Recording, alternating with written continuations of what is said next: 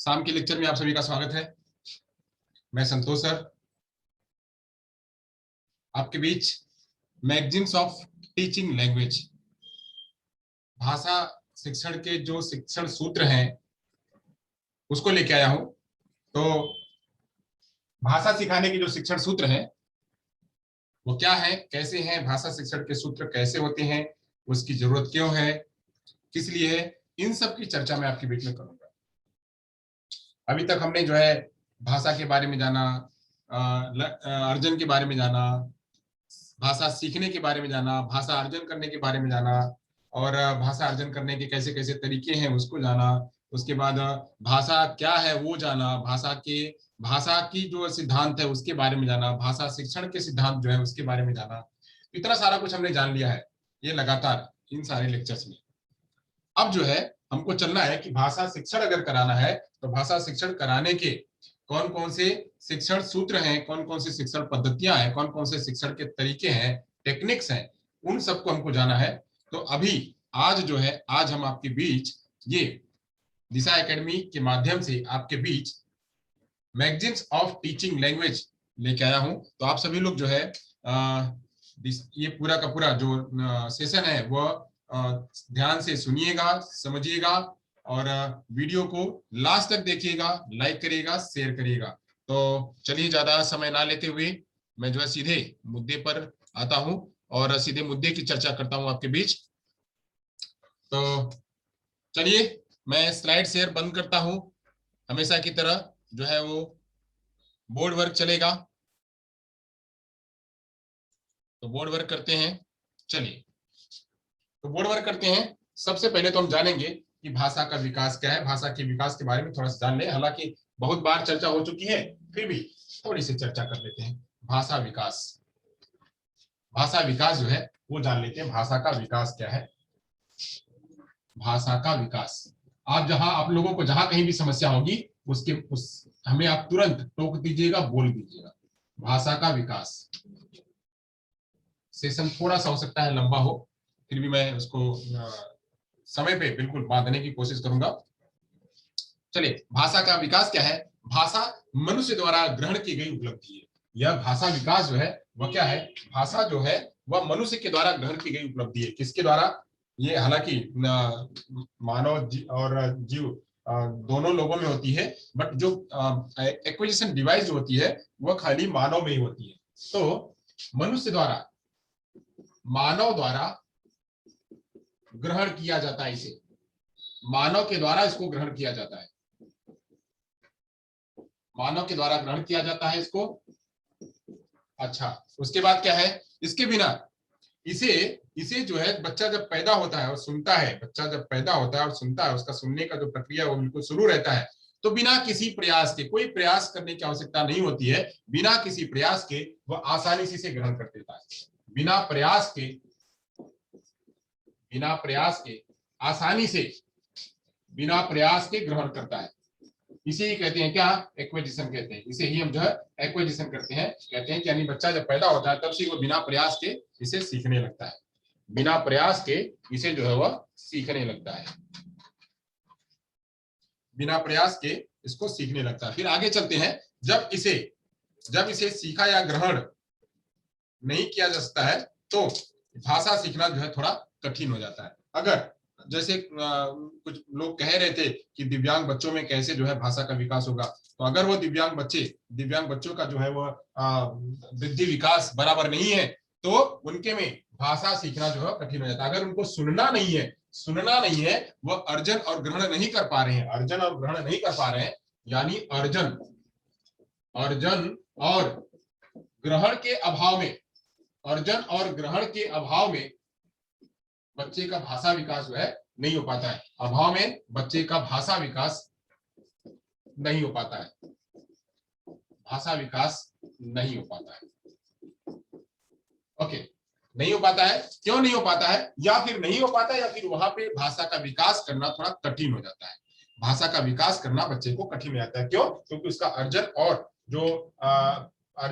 ग्रहण है वह प्रभावित होता है। अर्जन और ग्रहण के प्रभावित होने के कारण भाषा सीखने में उसको समस्या होती है, कठिनाई होती है।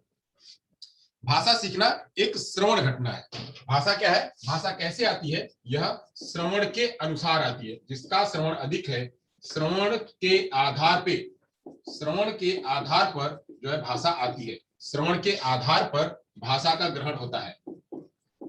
श्रवण के आधार पर भाषा का ग्रहण होता है। तो अगर जिसके पास श्रवण है, श्रवण मतलब क्या, सुनना, सुनना, जिसके पास सुनना है तो उसके पास भाषा होगी और वह ऑटोमेटिक इसको हासिल करेगा। तो यानी क्या, सुनना जरूरी है। तो ऐसे ही भाषा जो है वह ग्रहण किया जा सकता है, इसे बिना प्रयास के ग्रहण करते हैं। अगर कहीं बिना प्रयास के नहीं हो पाता है, लर्निंग नहीं हो पाती है, तो उसकी भाषा में समस्या आती है, वह भाषा को अच्छी तरह से सीख नहीं पाता है। जिसका सुनना, और वो क्यों होता है, क्योंकि उसका सुनना जो है कमजोर होता है। अगर सुनना कमजोर होता है तो भाषा में उसके समस्या आती है। तो ऐसे अगर किसी बच्चे की भाषा में समस्या है, या किसी बच्चे का भाषा कमजोर है, या किसी बच्चे को भाषा सिखाना है, तो उसके लिए क्या करना होगा, उसके करना क्या होगा, उसके लिए जो है यही इसी समय पे ऐसे ही जब बच्चे को भाषा सीखने में कठिनाइयां होती है या भाषा सीख लेता है, तो ऐसे जब एक लैंग्वेज का टीचर या एक जो टीचर है उसको कुछ टीचिंग कराने के समय में कुछ समस्याएं आती है। टीचिंग कराने के समय में समस्या होती है, यानी भाषा सीखना जहां थोड़ा उसको कठिन हो जाता है, तो भाषा सिखाने के समय पे टीचर को भी थोड़ी समस्या आने लगती है। और टीचर, एक तो यहाँ पे भी समस्या आती है और सामान्य रूप में भी समस्या आती है। तो समस्या जो आती है वो क्या क्या समस्या आती है, पहले वो समस्या देख लेते हैं कि वो समस्याएं कौन कौन सी आती है। चलिए, भाषा विकास के बारे में थोड़ा हमने जान लिया। अब चलते हैं, जो टीचर है उस टीचर की कौन कौन सी समस्या होती है। आप यह नोट करते चलिएगा या फिर स्नैप लेते चलिएगा। चलिए, एक टीचर को जो है क्लास में पढ़ाते समय क्या क्या समस्या आती है। शिक्षण के दौरान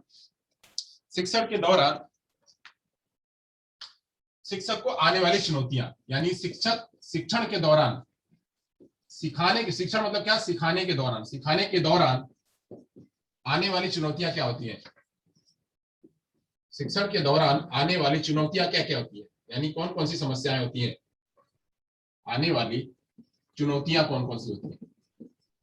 शिक्षण के दौरान आने वाली चुनौतियां कौन कौन सी होती हैं। तो शिक्षण के दौरान आने वाली चुनौतियां क्या होती हैं। तो पहला कि टीचर, ये शिक्षण कौन कराएगा, टीचर, ये जो शिक्षण है वह कौन कराएगा, तो टीचर, शिक्षण जो है वो टीचर कराएगा। टीचर यानी टीचर जो है वो चाहे लैंग्वेज का टीचर हो, चाहे वह सब्जेक्ट का टीचर हो, चाहे किसी का भी टीचर हो, हिंदी पढ़ाने वाला हो, अंग्रेजी पढ़ाने वाला हो, संस्कृत पढ़ाने वाला हो, सोशल साइंस पढ़ाने वाला, ईवीएस पढ़ाने वाला हो, या मैथ पढ़ाने वाला हो, या साइंस पढ़ाने वाला हो, वह टीचर जब शिक्षण के दौरान जब शिक्षण कराता है तो उसको कुछ चुनौतियां भी आती हैं। तो चुनौतियां क्या होती हैं, तो चुनौतियां आती है, वह जो चुनौती है वह पहली चुनौती है क्या, कि मूल पाठ का आरंभ कैसे किया जाए। यानी जो मूल पाठ है, पाठ की शुरुआत कैसे करें, मूल पाठ की शुरुआत कैसे करे, कि शुरुआत वह कैसे करे, यानी उसका वह बच्चों के साथ में कनेक्शन कैसे जोड़े, यानी जो उसका प्रीवियस नॉलेज है और जो न्यू नॉलेज है, न्यू नॉलेज के साथ में वो कैसे कनेक्शन जोड़े। तो कैसे कनेक्शन जोड़े, तो मूल पाठ की शुरुआत कैसे करे, एक समस्या इसको ये आती है, मूल पाठ की शुरुआत वह कैसे करे। तो एक समस्या ये आती है। दूसरी समस्या क्या आती है, जो दूसरी समस्या आती है उसको, तो दूसरी समस्या आती है शिक्षण कब और किस क्रम में किया जाए, यानी वह जो पाठ पढ़ाना तो उसको कब, शिक्षण को कब और किस क्रम में किया जाए, यानी यह भी इसको पता नहीं हो पाता है कि किस क्रम में इसको किया जाए, शिक्षण को कब और किस क्रम में किया जाए, यह नहीं पता होता है। यानी यह भी उसको समस्या होती है कि सपोज करिए कि बच्चे को जो है एक संज्ञा के बारे में बताना है, बच्चे को व्याकरण में संज्ञा के बारे में बताना है। तो संज्ञा को कहाँ संज्ञा लेके आए, तो पहले वह जो है पहले पूरी कहानी बता ले, पहले वह कंटेंट बता ले तब संज्ञा बताए, कि संज्ञा बता ले तब कंटेंट बताए। वह कंफ्यूज रहता है कि पहले क्या करूं, पहले कंटेंट पढ़ा लूं फिर संज्ञा बताऊं, पहले उदाहरण बता लूं फिर संज्ञा बताऊं, कि पहले संज्ञा बता लूं फिर उदाहरण बताऊं। तो यहाँ पे वह कंफ्यूज होता है। तो ऐसे ही कह रहा है कि शिक्षण कब और किस क्रम में किया जाए, यह भी वहां पे उसको पता नहीं होता है। इसके लिए भी वह चुनौतियां उसकी आती है। और क्या चुनौती आती है, और चुनौती आती है कि बच्चों का ध्यान कैसे आकर्षित करें, सारे बच्चे हमारी तरफ कैसे आए। मैं यहाँ पे कंटेंट को, आप सारे लोग यहाँ पे ऑनलाइन पढ़ने के लिए 24 लोग पढ़ रहे हैं, तो 24 लोग ऑनलाइन पढ़ रहे हैं, यहाँ सारे लोगों का अटेंशन मैं कैसे केंद्रित करूं, सारे लोग जो है हमारे बोर्ड को ध्यान से देखें। तो यह भी यह भी थोड़ा इंटरेस्टिंग कैसे होगा, इंटरेस्टिंग कैसे होगा अगर मैं बैठ करके खाली ब्ला ब्ला करूं, सारे सो जाएंगे। मैं अगर खड़ा होकर के पढ़ाऊंगा आपको तो आप लोग भी क्या है उसको ध्यान से पढ़ेंगे। तो वैसे ही कह रहा है कि शिक्षण को कब और किस क्रम में किया जाए, दूसरी वाली चुनौती थी, और बच्चों का ध्यान आकर्षित कैसे करा जाए, जो बच्चों का ध्यान आकर्षित कैसे हो, बच्चे सारे बच्चे ध्यान दें, सारे बच्चे जो है वो ध्यान दें, वह कैसे होगा, बच्चों का ध्यान आकर्षित कैसे करें। यह भी उसके लिए चुनौती होती है कि क्या पढ़ाए, कौन सा चीज दिखाए, कौन सी एक्टिविटी करे, किस प्रकार से करे कि सारे बच्चे हमारी तरफ ध्यान करें, सारे बच्चे हमको देखें। तो सारे बच्चे हमको देखें तो उसके लिए भी जो टीचर के लिए चुनौती होती है, वह सारे टीचर के अंदर में गुण नहीं होता है कि सारे बच्चों का वह ध्यान केंद्रित करा ले, सारे बच्चे उसकी तरफ देखते रहें। तो यह चुनौती यह भी होती है। और कौन सी चुनौती होती है, और चुनौती होती है कि पाठ व विषय में उनकी रुचि कैसे उत्पन्न करें। जो पाठ है, जो विषय है, पाठ और विषय से संबंधित, पाठ और विषय से संबंधित रुचि कैसे जागृत कराए बच्चों में, कि उस पाठ में चाहे वह गणित पढ़ा रहा हो, चाहे वह सब्जेक्ट पढ़ा रहा हो, वह पोयम पढ़ा रहा हो, कोई गद्य पढ़ा रहा हो, पद्य पढ़ा रहा हो, उस गद्य और पद्य से, उस पाठ से संबंधित बच्चों का जो है रुचि कैसे उत्पन्न की जाए, बच्चों में रुचि कैसे आए, ताकि बच्चे भी जवाब दें। बच्चों में रुचि कैसे आए, रुचि कैसे आए, तो यह भी रुचि भी जागृत नहीं हो पाती है, तो यहाँ पे क्या है, वह टीचिंग जो है उसकी बोरिंग लगने लगती है, टीचिंग वहां सक्सेस नहीं होती है। और क्या, शिक्षण अधिगम सामग्री का प्रयोग कैसे और कहाँ किया जाए। अगर बच्चे का वहां पे टीएलएम का प्रयोग करना है, टीचर जो है टीएलएम का प्रयोग करना चाहता है, तो कौन सा टीएलएम, कौन सा कहाँ प्रयोग करे। अभी मैं बोर्ड का यूज कर रहा हूँ, मेरे पास अभी कोई फ्लैश कार्ड नहीं है, इसलिए फ्लैश कार्ड मैं यूज नहीं कर रहा हूँ कि आप सारे लोग जो बड़े लर्नर हो, इतना सारा कुछ हमको कहने की जरूरत नहीं है। ऐसे ही यहाँ पे टीएलएम कब, किस जगह पे, कब और कहां प्रयोग किया जाए, कब और कहां प्रयोग किया जाए, यह भी टीचर को नहीं पता होता है। या टीचर को पता होता है तो कभी वह समय से आगे चला जाता है या फिर समय से पीछे ही रह जाता है, तब तक कंटेंट खत्म हो जाता है। तो ऐसी जगह पे ये सब सारी बातों में टीचर को क्या है, ये चैलेंजेस फेस करने को मिलती हैं। टीचर पढ़ाते समय अगर वह टीचर ट्रेंड नहीं है, अगर वह टीचर ट्रेंड नहीं है, उसको वो सारे ज्ञान नहीं करवाए गए हैं, तो पढ़ाते समय उसको मूल पाठ की शुरुआत कैसे करे, कनेक्शन कैसे जोड़े। जैसे मैं आता हूं तो मैं सबसे पहले पुरानी बातों को आपसे जोड़ता हूं, पुरानी बातों को जोड़ने के बाद फिर मैं नई बातों को लेके आता हूं, मुद्दे पे आता हूं। हालांकि अभी मैं इंटरेक्शन आपसे बाद में कर रहा हूं, बट मैं इंटरेक्शन भी साथ साथ में करता हूं, तो आप सारे लोग क्या है वो जुड़े रहते हैं। तो ऐसे ही बच्चे, जो टीचर है वह बच्चों के कंटेंट से और बच्चों का जो टाइटल है, बच्चों के कंटेंट से और बच्चों का जो टाइटल है उसके साथ में वो कनेक्शन कैसे जुड़े, यानी कनेक्शन, टाइटल के साथ में कनेक्शन कैसे जुड़े, यह शिक्षण को कब और किस रूप में, किस क्रम में उपस्थित करना है, यह बच्चों को ध्यान आकर्षित कैसे करे, यह बच्चों को विषय से संबंधित कैसे रुचि उसमें पैदा करे, यह तथा टीएलएम कब और कहां प्रयोग करे, यह टीचर को नहीं समझ में आता है, यह उसमें कंफ्यूज रहता है। जब कंफ्यूज रहता है तो इसका उपाय क्या हो सकता है, इसका उपाय क्या हो सकता है, यानी कैसे ये सारी बातों में वो परफेक्ट चले, तो इसका उपाय क्या हो सकता है। तो उपाय जो है, उपाय भी देखते हैं, उपाय क्या हो सकता है। तो उपाय के लिए क्या है, यहां तक हो गया। उपाय के लिए बहुत सारे शिक्षाविदों ने इस पर काम किया कि ऐसे कंफ्यूजन को दूर कैसे किया जा सकता है। आप लोगों का हो गया, हो गया हो तो मुझे एक मैसेज कर दीजिए, चैट बॉक्स हम खोल लें।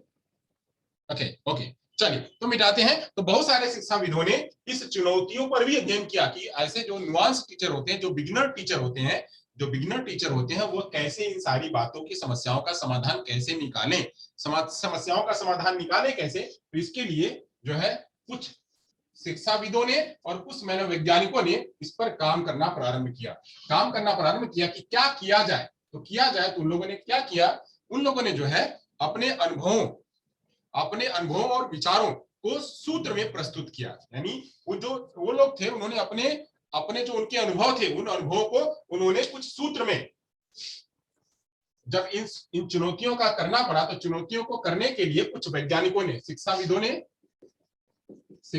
ने एवं मनोवैज्ञानिकों ने क्या किया कि उनके अनुभव को जो है वह कुछ सूत्र के रूप में पिरोया, अनुभव को जो है वह सूत्र के रूप में पिरोया।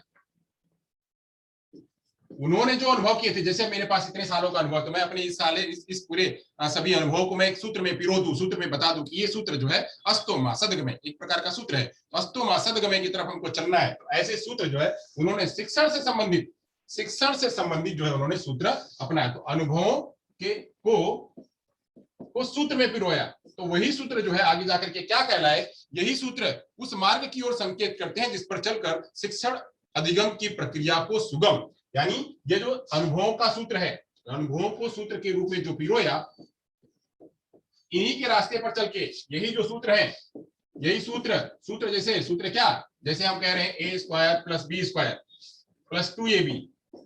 अब इसको जो है हम सूत्र में रखें तो ये क्या हो जाएगा, a प्लस बी का होल स्क्वायर। जैसे ये सूत्र है वैसे ही सूत्र शिक्षण के भी सूत्र को उन्होंने बनाया। तो ऐसे शिक्षण के सूत्र के आधार पे जो ये सूत्र है, इन्हीं सूत्रों के आधार पे शिक्षण की प्रक्रिया को सुगम, इन्हीं के आधार पे जो है शिक्षण की प्रक्रिया को क्या बनाया गया, सुगम बनाया गया, यानी सरल बना दिया गया। जो चैलेंजेस थी उन चैलेंजेस को दूर करने की कोशिश कर ली गई, सुगम बना दिया गया, शिक्षण की प्रक्रिया को रुचिकर बना दिया गया, सुगम बना दिया गया, रुचिकर बना दिया गया, और क्या बना दिया गया, सुगम, रुचिकर, प्रभावशाली तथा वैज्ञानिक बना दिया गया, प्रभावशाली तथा वैज्ञानिक बना दिया गया। शिक्षण की प्रक्रिया को इन सूत्रों के माध्यम से, वह सूत्र किसने दिए, तो सूत्र जो है शिक्षाविद और मनोवैज्ञानिक अपने अनुभवों के आधार पे दिए, तो उन्हीं अनुभवों के आधार पे जो सूत्र निकल के आए, उन्हीं सूत्रों को जब क्लास में पढ़ाया गया, क्लास में प्रयोग किया गया, शिक्षण अधिगम में जब प्रयोग किया गया, तो वह जो है अब वह शिक्षण की जो चुनौतियां थी, यह चुनौतियां क्या हो गई, अब वह सरल हो गई, सुगम हो गई। जो शिक्षण है वह सुगम बन गया, आसान बन गया, वैज्ञानिक बन गया, रुचिकर बन गया और प्रभावशाली बन गया। यानी ऐसे ही इन लोगों के द्वारा, प्रयोगों के द्वारा, इनके अनुभवों के द्वारा जो है कुछ सूत्र निकल के आए। अब वो सूत्र को निकलने के लिए यह लोग थे कौन, यह जो शिक्षाविद है और मनोवैज्ञानिक ये लोग थे कौन, तो वो लोग थे कैमेनियस एवं हर्बर्ट स्पेंसर। आप लोग जो लेसन प्लान पढ़ते हैं, लेसन प्लान के जो 7 स्टेप दिखाए गए हैं, वह सातों जो है वो किसने दिए हैं, यह हर्बर्ट स्पेंसर ने दिए हैं। हर्बर्ट स्पेंसर ने वो जो बनाए हुए हैं, उन्हीं के आधार पे जो है यह पूरा का पूरा लेसन प्लान चलता है। तो वैसे ही कैमेनियस और हर्बर्ट स्पेंसर, कौन, कैमेनियस और हर्बर्ट स्पेंसर, कैमेनियस और हर्बर्ट स्पेंसर, इनके द्वारा इन्होंने अपने अनुभवों को इन्हीं शिक्षण सूत्रों के रूप में पिरोया। तो ये क्या कहते हैं, इन्होंने अपने अनुभवों के आधार पर शिक्षण के कुछ सामान्य नियम निर्धारित किए, जिन्हें बाद में शिक्षण सूत्र कहा जाता है। इन लोगों ने क्या किया, अपने शिक्षण के अनुभव के आधार पर कुछ नियम बनाए। अब इन्हीं नियमों को आगे जाकर के क्या कहा गया, आगे जाकर के इन्हें जो है शिक्षण सूत्र कहा गया। कैमेनियस और हर्बर्ट स्पेंसर ने जो आगे जाइए जो नियम बनाए, इन्हीं नियमों को अपने अनुभव के आधार पर जो नियम बनाए, इन्हीं नियमों के आधार पे जो है वह शिक्षण सूत्र कहे गए, उन्हीं को शिक्षण सूत्र के नाम से जाना जाने लगा। अब शिक्षण सूत्र के विषय में कुछ और शिक्षाविदों ने और मनोवैज्ञानिकों ने अपनी अपनी परिभाषाएं दी। चलिए वो परिभाषाएं जान लेते हैं। अब ये कैमेनियस और हर्बर्ट स्पेंसर ने तो कुछ नियम बनाए, तो उसके आधार पे कुछ मनोवैज्ञानिकों ने और कुछ जो है वो शिक्षाविदों ने अपनी अपनी परिभाषाएं दी। चलिए एक आध दो परिभाषा देख लेते हैं।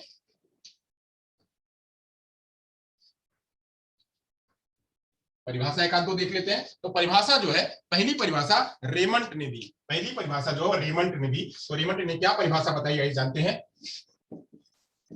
रेमंड के अनुसार परिभाषा, रेमंड ने क्या परिभाषा दी, तो रेमंड कहते हैं क्या, तो रेमंड कहते हैं कि शिक्षण सूत्र पथ प्रदर्शन करते हैं। शिक्षण सूत्र जो है वह टीचर का, जो पढ़ाने वाला था, जो टीचर, उसका शिक्षण सूत्र पथ प्रदर्शन करते हैं। शिक्षण सूत्र पथ प्रदर्शन करते हैं, यानी पथ दिखाते हैं, उसी के रास्ते पर चल करके जो चुनौतियां हैं उनको सॉल्व किया जा सकता है, उसका समाधान किया जा सकता है। जिसमें सिद्धांत व्यवहार में सहायता के लिए अपेक्षा की जाती है। यानी ये जो शिक्षण सूत्र है वह पथ प्रदर्शन करते हैं और इन्हीं के माध्यम से, इन्हीं शिक्षण प्रदर्शन के माध्यम से शिक्षण को आसान बनाया जा सकता है, शिक्षण को आसान बनाया जा सकता है। यानी जो यह रेमंड कहते हैं कि शिक्षण सूत्र के माध्यम से, शिक्षण सूत्र जो है वह पथ प्रदर्शन करते हैं जिसके सिद्धांत जो है वह आसान बनाने के लिए व्यवहार के रूप में अपेक्षा करते हैं। ओके, तो यानी शिक्षण सूत्र जो है इनके अनुसार शिक्षण सूत्र पथ प्रदर्शन करते हैं। आगे चलते हैं किसके अनुसार, तो ऑक्सफोर्ड डिक्शनरी के अनुसार। ऑक्सफोर्ड डिक्शनरी क्या कहती है, ऑक्सफोर्ड डिक्शनरी क्या कहती है, इसके अनुसार क्या परिभाषा है ऑक्सफोर्ड डिक्शनरी, वह क्या कहती है, कहती है शिक्षण एक आम सच्चाई है। शिक्षण क्या है, एक आम सच्चाई है, यानी जनरल उसका जो है ट्रुथ है, आम सच्चाई है। शिक्षण एक आम सच्चाई है जिसके माध्यम से क्या होता है, जो विज्ञान एवं अनुभव से ली जाती है। यानी एक सच्चाई है जो किससे ली गई है, यह जो ली गई है वह ली गई है किससे, विज्ञान से, यानी विज्ञान से निकली हुई है। और किससे निकली हुई है, विज्ञान से तथा अनुभव से निकली हुई है। यानी अनुभवों के आधार पे और विज्ञान के आधार पे, अनुभव के आधार पे और विज्ञान के आधार पे यह शिक्षण सूत्र जो है निकला हुआ है वह उसी की सच्चाई है। ये सूत्र अध्यापक सुचारू रूप से शिक्षण में मदद करते हैं। ये जो सूत्र हैं, इन सूत्रों का प्रयोग जो है वह टीचर करता है, शिक्षक जो है अपने पढ़ाने में करता है। सूत्र का प्रयोग शिक्षक अपने पढ़ाने में करता है। तो ओके, तो परिभाषा में दो परिभाषाएं मैंने बताई कि रेमंड ने कहा कि शिक्षण सूत्र जो है वह पथ प्रदर्शन करते हैं, इसके जरिए टीचिंग को आसान बनाया जा सकता है। दूसरे में ऑक्सफोर्ड डिक्शनरी क्या कहती है कि शिक्षण सूत्र एक आम सच्चाई है जो विज्ञान से और अनुभव से निकली हुई है और इसी के माध्यम से टीचिंग को और बेहतर बनाया जा सकता है। तो जो है ये रेमंड ने और ऑक्सफोर्ड ने साथ साथ में जो है कैमेनियस तथा हर्बर्ट स्पेंसर ने जो है इसकी परिभाषाएं और इसके बारे में, शिक्षण सूत्र के बारे में कहा। और सभी लोग एक ही बात कहते हैं कि यह कहां से निकलती है, जो शिक्षण सूत्र है वह कहां से निकलता है, चुनौतियां जितनी चुनौतियां आई उनको सामने भी चुनौतियां आई, तो चुनौतियों को उनको कैसे सॉल्व किया, वही अनुभव को जो है उन्होंने एक नियम में लिख लिया। तो एक नियम में जब लिख लिया तो वही नियम बन गए। आइए हम जो है नियम के बारे में जानते हैं कि ऐसे कौन कौन से नियम है। आइए जो हम नियम जानते हैं कि ऐसे कौन कौन से नियम है, जो नियम बनाए हर्बर्ट स्पेंसर ने और कैमेनियस ने, रेमंड ने, जिसके बारे में उन लोगों ने चर्चाएं करी, वह नियम कौन कौन से हैं। तो आइए शिक्षण सूत्रों के नियम को जानते हैं।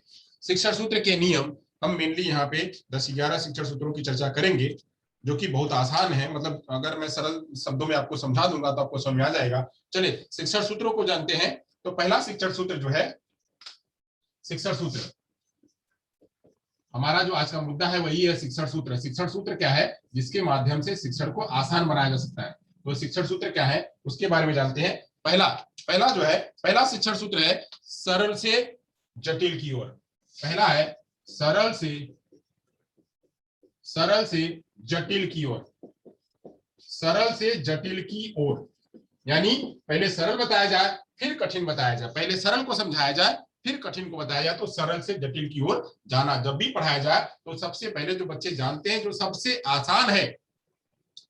आसान है उसके आधार पे जो है जो कठिन चीज है वो बताई जाए। तो जैसे आप लोगों ने देखा होगा कि जब क्वेश्चन आंसर होता है कहाँ, केबीसी में जब क्वेश्चनिंग आंसरिंग होती है कौन बनेगा करोड़पति में, तो सबसे आसान प्रश्न पूछा जाता है जो बच्चे जवाब दे दे। और ऐसे जो चीजें बच्चे जवाब क्या देखेंगे, जो उन्होंने देखा हुआ, जो जिया हुआ है। तो ऐसे जो चीज देखी हुई है, जो सरल है, उसी के आधार पे जटिल चीजों को बताना है। इसमें मैं आपको बाकायदा एग्जांपल देकर बताऊंगा। पहले तो हम ये जान लेते हैं कौन कौन से शिक्षण सूत्र हैं। अच्छा, दूसरी बात क्या करता है, दूसरा वाला शिक्षण सूत्र क्या है, तो दूसरा वाला शिक्षण सूत्र है वह है ज्ञात से अज्ञात की ओर। जो दूसरा वाला है उसको कहते हैं ज्ञात से अज्ञात की ओर। दूसरा शिक्षण सूत्र है ज्ञात से अज्ञात की ओर। और जो तीसरा वाला सूत्र है वह है मूर्त से अमूर्त की ओर, मूर्त से अमूर्त की ओर। यानी कंक्रीट टू एब्स्ट्रैक्ट, मूर्त से अमूर्त की ओर। अब जो चौथा वाला जो शिक्षण सूत्र है वह है पूर्ण से अंश की ओर। जो चौथा है उसको कहेंगे पूर्ण से अंश। पूर्ण से अंश, यानी कंक्रीट टू एब्स्ट्रैक्ट, मूर्त से अमूर्त की ओर। यानी जो चौथा वाला जो शिक्षण सूत्र है वह है पूर्ण से अंश की ओर। जो चौथा है उसको कहेंगे पूर्ण से अंश की ओर। जो चौथा है उसको कहेंगे पूर्ण से अंश की ओर। पूर्ण से अंश की ओर। अब उसके बाद जो हमारा पांचवा वाला शिक्षण सूत्र है, पांचवा वाला शिक्षण सूत्र है वह है अनिश्चित से निश्चित की ओर। पांचवा वाला है अनिश्चित, यानी जो निश्चित नहीं है, अनिश्चित है, अनिश्चित से निश्चित की ओर, अनिश्चित से निश्चित की ओर, यह वाला शिक्षण सूत्र। तो ऐसे 5 शिक्षण सूत्र यहाँ पे हैं। और शिक्षण सूत्र जो है वह है प्रत्यक्ष से अप्रत्यक्ष की ओर, प्रत्यक्ष से अप्रत्यक्ष की ओर। छठवां शिक्षण सूत्र प्रत्यक्ष से अप्रत्यक्ष, प्रत्यक्ष से अप्रत्यक्ष की ओर। सातवां वाला जो शिक्षण सूत्र है उसको कहते हैं विशिष्ट से सामान्य की ओर, विशिष्ट से सामान्य की ओर। क्योंकि अभी हमने सुबह में पढ़ा हुआ था, तो सुबह में हमने उलट के पढ़ा हुआ था, सामान्य से विशिष्ट की ओर। तो यहाँ पे है विशिष्ट से सामान्य की ओर। जो हमारा जो डेवलपमेंट है वह सामान्य से विशिष्ट की ओर जाता है, जबकि हम जब पढ़ाएंगे तो विशिष्ट से सामान्य की ओर लेके जाएंगे। ओके, लेकिन जब हम आगे बढ़ते हैं, ऊपर की जब क्लासों में जाते हैं तो बदल भी जाता है, छोटी क्लासों से इसमें जाता है। ओके, अगला है विश्लेषण से संश्लेषण की ओर। जो अगला वाला है उसे कहेंगे विश्लेषण, विश्लेषण से संश्लेषण, संश्लेषण की ओर, विश्लेषण से संश्लेषण की ओर, विश्लेषण से संश्लेषण की ओर। और अगला है मनोवैज्ञानिक क्रम से तर्क संगत की ओर। जो नौवां है वह है मनोवैज्ञानिक क्रम से तर्क संगत की ओर, तर्क संगत की ओर, मनोवैज्ञानिक से तर्क संगत की ओर। और जो अगला वाला हमारा है 10वां वाला जो पॉइंट है, 10वां वाला पॉइंट कुछ इस तरह से है आगमन से निगमन की ओर, आगमन से निगमन की ओर। आप सभी लोग इन सभी बातों का प्रयोग करते हैं, बट कैसे करते हैं यह नहीं पता है। करते हैं सभी, बट कैसे करते हैं यह नहीं पता है। जो 11वां वाला जो हमारा शिक्षण सूत्र है वह 11वां वाला शिक्षण सूत्र है अनुभव से तर्क की ओर, अनुभव से तर्क की ओर। इसके अलावा भी बहुत सारे शिक्षण सूत्र हैं जिसका कि हम जिक्र कर सकते हैं, बट अभी हाल में हम 11 शिक्षण सूत्रों का ही तर्क करेंगे, अनुभव से तर्क की ओर। इसके अलावा भी कई सारे शिक्षण सूत्र हैं, इसके अलावा भी कई सारे शिक्षण सूत्र हैं, तो उसका भी हम जिक्र कर सकते हैं, बट अभी हाल में हम जो है इन्हीं शिक्षण सूत्रों का जो है आपके सामने जिक्र करेंगे और इन्हीं शिक्षण सूत्रों को हम उदाहरण के साथ में जानेंगे। तो ऐसे कौन कौन से शिक्षण सूत्र हैं? सरल से जटिल की ओर, ज्ञात से अज्ञात की ओर, मूर्त से अमूर्त की ओर, मूर्त से अमूर्त की ओर, पूर्ण से अंश की ओर, निश्चित से अनिश्चित से निश्चित की ओर, प्रत्यक्ष से अप्रत्यक्ष की ओर, विशिष्ट से सामान्य की ओर, विश्लेषण से संश्लेषण की ओर, मनोवैज्ञानिक क्रम से तर्क संगत की ओर, आगमन से निगमन की ओर, अनुभव से तर्क की ओर। ये सारे जो है ये क्या है? ये शिक्षण सूत्र हैं। चलिए अब हम जो है एक एक शिक्षण सूत्रों को चर्चा करेंगे, एक एक शिक्षण सूत्रों की चर्चा करेंगे। सबसे पहले शिक्षण सूत्र की चर्चा करते हैं। सबसे पहला वाला जो है उसको लेते हैं सरल से जटिल की ओर। अगर आपने ये लिख लिया है तो मैं मिटा दूं। आपने स्नैप ले लिया या लिख लिया है? आंसर करिए। ओके ओके, चलिए तो आगे चलते हैं। ये सारे शिक्षण सूत्र हैं, यह शिक्षण सूत्र टीचिंग में काम आते हैं। खास तौर से बीएड में जब पेडागोजी पढ़ते हैं, चाहे वह पेडागोजी ऑफ टीचिंग साइंस हो, चाहे वो pedagogy of teaching social science हो, इसमें आता है। पेडागोजी ऑफ हिंदी हो, पेडागोजी इंग्लिश हो, पेडागोजी गुजराती हो, पेडागोजी ऑफ सब्जेक्ट में हिंदी हो, मैथ हो, साइंस हो, सोशल साइंस हो, कुछ भी हो, उसमें शिक्षण सूत्र का प्रयोग होता ही है, शिक्षण सूत्र का प्रयोग होता ही है। तो शिक्षण सूत्र में आइए सबसे पहला शिक्षण सूत्र जो है वह है सरल से जटिल की ओर, उसको जानते हैं। सरल से जटिल की ओर, सरल से जटिल की ओर, सरल से जटिल की ओर। अब क्या चीज बच्चे को सरल लगती है? जो आपको क्या सरल लगती है? अगर हम वही सरल बता दें अगर वही सरल बता दे तो आपको जो है जटिल चीज आप आसानी से खोजने के लिए प्रेरित हो जाओगे, आप आसानी से खोजने के लिए प्रेरित हो जाओगे। जैसे सरल चीज क्या होती है? सरल चीज वह होती है जो हमारी आंखों के सामने दिखता है, जिसको हमने अनुभव किया हुआ है, जिसको हमने अनुभव किया हुआ है। जैसे जैसे क्या हुआ कि हमने बच्चे को, मान लीजिए हमने हमने बच्चे को गणित में पढ़ाना चाहा, गणित में हमने पढ़ाना चाहा कि बच्चे को जो है 2 अंक का हासिल का जोड़ पढ़ाना है। बच्चा थोड़ा सा बड़ा हो गया, बच्चे को 2 अंक का हासिल का जोड़ पढ़ाना है। तो बच्चे को 2 अंक का हासिल का जोड़ पढ़ाने के लिए क्या करेंगे? मान लीजिए यहाँ पे 2 अंकों का 2 अंकों का हासिल वाला जोड़ पढ़ाना है, हासिल वाला जोड़। तो उससे पहले हम क्या करेंगे? बच्चे को परिचित किससे कराएंगे? तो बच्चे को परिचित कराएंगे कि यह कितना है, बच्चा बोलेगा 5। अच्छा, यह कितना है? बच्चा बोलेगा 3। अच्छा अच्छा, ये कौन सा किसका निशान है? बच्चा कहेगा धन यानी प्लस। और देखो अभी क्या है, सारा बच्चे को जानकारी है, बच्चे को जानकारी है। अब क्या करेगा बच्चा? मैंने कहा था इसको मिला दो, तो मिलाने का प्रक्रिया पता है? बोलेगा हाँ। तो यहाँ पे एक line, 2 line, 3 line, 4 line, 5 line हमारे गुरुजी ऐसे बताए लाइन बनाने के लिए। तो लाइन बनाएगा 1 2 3 4 5, 5 लाइन बना दिया। फिर नीचे कहेगा अच्छा अब क्या करेंगे? तो नीचे भी 3 लाइन बना देंगे। अब क्या करोगे बेटा? तो कहेगा कि अब हम जो है इन सभी को मिला लेंगे। 1 2 3 4 5 6 7 8, ये हो गया कितना? 8 हो गया।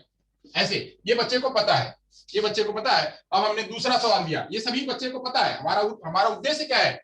हासिल वाला जोड़ बताना, बच्चे को 2 अंकों का हासिल वाला जोड़ बताना बच्चे को, या उसका घटाना बताना। तो अब बच्चे को ये पता है, ये पता है, तो हम उसके आगे पे जाएंगे। जैसे हमने कह दिया 12 लिखा है, फिर यहाँ पे 13 लिखा है, इसको जोड़ो। तो बच्चा कहेगा कि मैं कहूंगा, पूछूंगा किधर जोड़ना है, तो बोलेगा इधर जोड़ना है। तो 2 3 5 बोलेगा, 5 लिख देगा, 1 1 2 ये लिख देगा।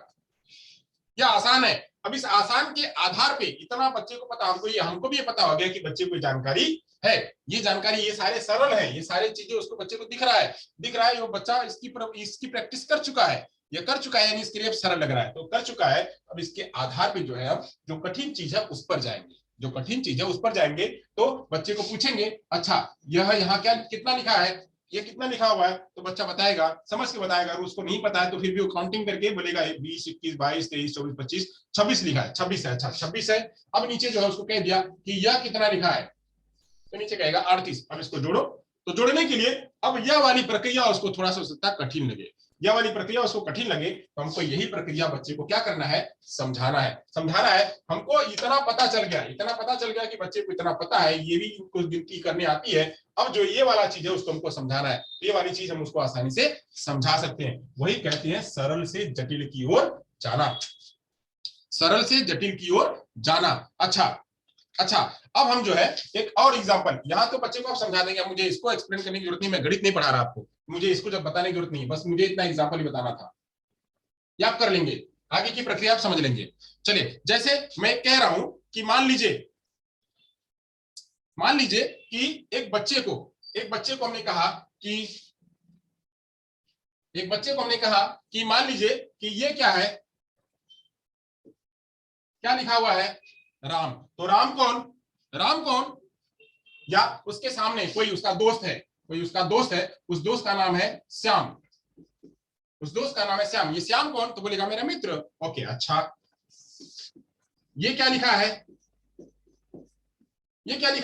तो बोलेगा भावनगर। ये कहाँ है? मैं जहां रहता हूं। ओके, भावनगर। ओके, अब आगे कहेगा, आगे कोई बताएगा अच्छा यह क्या लिखा हुआ है? तो बोलेगा क्या लिखा हुआ है? मीठा। मीठा मतलब क्या? जो हम खाते हैं अच्छा लगता है वो मीठा।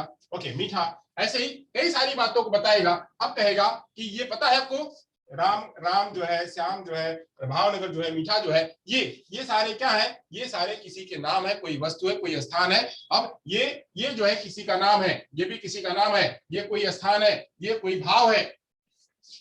तो नाम स्थान भाव इन सारों को जब मिला देते हैं उसी को कहते हैं क्या? संज्ञा। ये बच्चे को नहीं पता है, ये जटिल है। तो ये जटिल है, तो यही जो है बच्चे को बता देंगे। तो जो सरल है वो बच्चे को दिखा देना, वो पहले पता कर लेना, उसके बाद जटिल की तरफ जाना। जैसे यहाँ पे आप लोगों को अभी ये सब पता नहीं था, तो मैंने पहले शुरू में क्या किया? तो शुरू में जो जानकारी हो सकती बेसिक से मैं आगे गया, बेसिक से आगे गया। तो सबसे पहले बेसिक बताऊंगा, तब जाकर के आप जो है उसका कॉम्प्लेक्सिटी आप समझ पाएंगे। तो ऐसे ही जो है सिंपल से कॉम्प्लेक्स की ओर जाना, सिंपल से कॉम्प्लेक्स की ओर जाकर के बच्चे को बताना, यह भी क्या है, एक प्रकार की शिक्षण की जो है वह मैक्सिम है, शिक्षण का सूत्र है।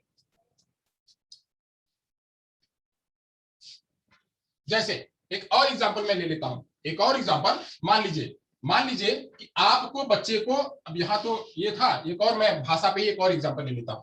मान लीजिए आपको क्या करना है, मान लीजिए आपको कछुआ और खरगोश की कहानी पढ़ानी है, कछुआ और खरगोश की कहानी पढ़ानी है, बहुत फेमस है कहानी, ये हमेशा याद रहती है और हम सब लोग हमेशा ये यूज करते हैं। कछुआ और खरगोश की कहानी पढ़ानी है। तो कछुआ और खरगोश में दो पात्रों को बच्चा जानता है, एक कछुआ को भी जानता है और एक खरगोश को भी जानता है, दो पात्रों को जानता है। अब कछुआ और खरगोश को जानता है, तो कछुआ और खरगोश को जानेगा तो पूछेंगे कि क्या, अच्छा कछुआ क्या है, खरगोश क्या है, तो कछुआ भी जानवर है, खरगोश भी जानवर है, दोनों। अच्छा ये दोनों क्या करते हैं, दोनों मित्र थे। तो अब ऐसे ही क्या करेगा टीचर, क्या करेगा, इसमें से इनकी जानकारी है, बट यहाँ पे प्रतियोगिता के बारे में जानकारी नहीं बच्चे को, प्रतियोगिता के बारे में बच्चे को जानकारी नहीं कि प्रतियोगिता क्या होती है, कंपटीशन क्या होता है। प्रतियोगिता शब्द जो है बच्चे को पता नहीं है। तो प्रतियोगिता शब्द को बताने के लिए क्या करेंगे, इतना सारा कुछ जानकारी है, तो जानकारी के लिए एक एक्ट करेगा टीचर एक एक्ट करेगा। वो एक्ट करके, पहले तो इतना जानकारी है, जानकारी करने के बाद टीचर एक एक्ट करेगा, एक्ट करके दिखा देगा, दिखाने के बाद बोलेगा कि अब ये दोनों जो है, इन दोनों में शर्त लगी कि कौन आगे जाएगा।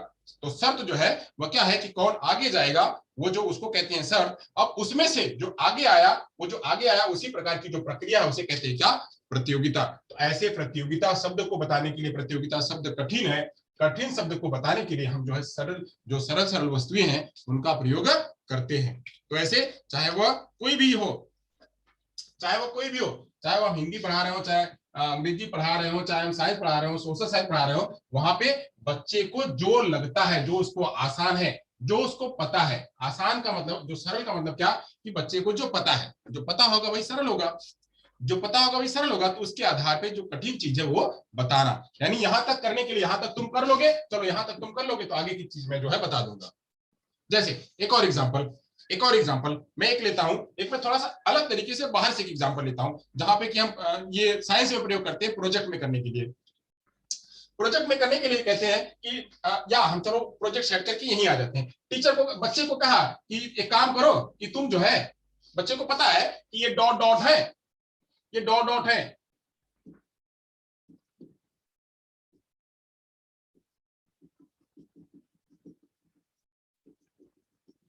ये ऐसा कुछ दिख रहा है। अब टीचर ने कहा कि काम करो, तुम इसको भर डालो, ये जितने डॉट डॉट है, डॉट डॉट को तुम जो है उसको मिला डालो, तो फिर देखते हैं कि इससे कोई एक पुष्प बनेगा, और इसको कलरिंग करेंगे, पहले तुम ये कर डालो, इसमें फिर कलरिंग बाद में करेंगे। तो कलरिंग जो है करना, कलरिंग का कॉम्बिनेशन बच्चे को नहीं पता है, बट इतना तो पता है कि इसको मिला देना है, इसको मिला देना तो एक फूल बन जाएगा, ये पता है। ये क्या है, ये सरल है, सरल के बाद कलर का कॉम्बिनेशन करना बच्चे को पता नहीं, तो वह टीचर क्या है, वो जटिल चीज को टीचर बता देगी। तो ऐसे बहुत सारे एग्जांपल हैं जो कि हम ले करके बच्चों को समझा सकते हैं, और बच्चों को इंटरेस्टिंग लगेगा, आसान लगेगा, अच्छा लगेगा।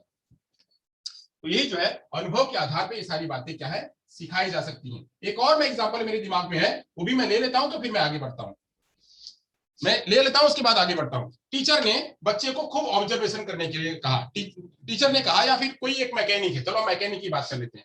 एक मैकेनिक है, मैकेनिक के पास उसका एक हेल्पर है,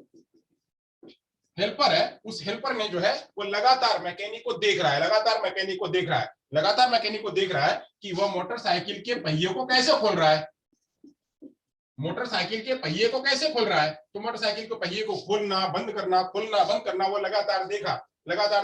तो मैकेनिक कहीं दूसरा काम में लगा रहा, तो मैकेनिक कहा चलो अच्छा काम करो, खोलने से कुछ बिगड़ेगा नहीं, खोलो नट को खोल करके जो है इसको अलग करो, अलग कर दिया। अब अलग करने के बाद अब उसको बांधना नहीं पता है, उसने लगातार देखा, अलग करना उसको पता है, बट उसको बांधना कैसे इसको पता नहीं है। तो जो है सरल चीज तो वो अपने से कर लिया, अब उसको कहा अच्छा तुमने देखो ये किया था, पहले ये खोला था ना, ये लगाना, फिर इसके बाद ये लगाना, फिर इसके बाद ये लगाना है। अब इसको जब कसना है तो कसने के लिए बिल्कुल दोनों का बैलेंस करके कसना, ये नहीं कि इधर का ज्यादा कस दो, इधर का इधर ज्यादा कस दो। तो ये कठिन चीज है, कठिन चीज जो है वो मैकेनिक बताएगा। तो ऐसे बहुत सारी बातें हैं कि स्वाद को कैसे बैलेंस करना है, खान पान को कैसे बैलेंस करना है, वो चीज नहीं आती, वो जटिल है। तो जटिल चीज जो है बताई जाती है सरल के आधार से। चलिए यहां तक आपको समझ में आ गया। मैंने कई सारे एग्जाम्पल लिए हैं, आपको समझाए। चलिए आगे चलते हैं। अब अगला वाला जो है वो है ज्ञात से अज्ञात की ओर। जो हमारा अगला वाला जो मैगजीन्स है, शिक्षण सूत्र है, वह है ज्ञात से अज्ञात की ओर। बच्चे को क्या पता है, बच्चे को क्या पता है, ज्ञात, ज्ञात से, इसको कहते हैं नोन टू अननोन। ज्ञात से अज्ञात की ओर बच्चे को क्या पता है,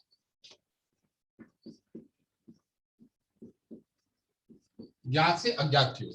अब जैसे जैसे बच्चे को पता है ए बी सी डी से लेकर के जेड तक पता है, बच्चे को इतना पता है। अब इसमें से कहा गया कि इसमें से अच्छा बताओ, इसमें से जो ए है, जो ई है, जो आई है, जो ओ है, जो यू है, इसको क्या कहते हैं।